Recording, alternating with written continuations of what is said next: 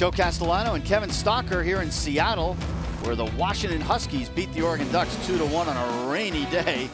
And Joe Demers got his first career save for the Huskies, who are now 7-3 in the Pac-12. Let's get to the highlights in the first inning. The Huskies did all of their scoring. They got a couple of runs, a wild pitch by Matt Mercer, and then Willie McIver delivered an RBI single.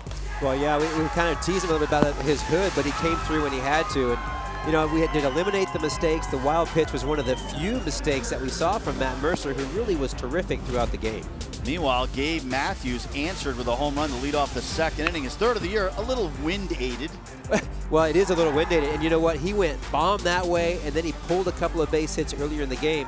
One of the few guys for Oregon that really had the bat going. Yeah, 3 hits in 3 at-bats. Matt Mercer picked it up after that tough first inning, ended up with 8 strikeouts in his 7 2/3 innings. Really gave his team a chance to win.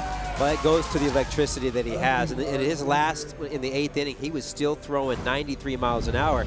But even on the other side, you talk about young pitching. You know, Lucas Knowles, I think, showed a lot of heart. He had his changeup working.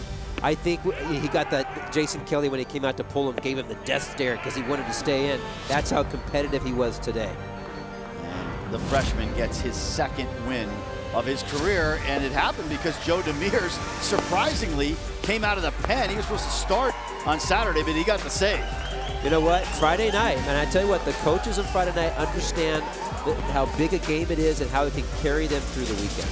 So the Huskies take game 1 of the 3-game series in the rain in the forecast throughout the weekend. The Huskies seem to like it. They win it, and they go to 16-14 on the year. The Ducks now 18-14.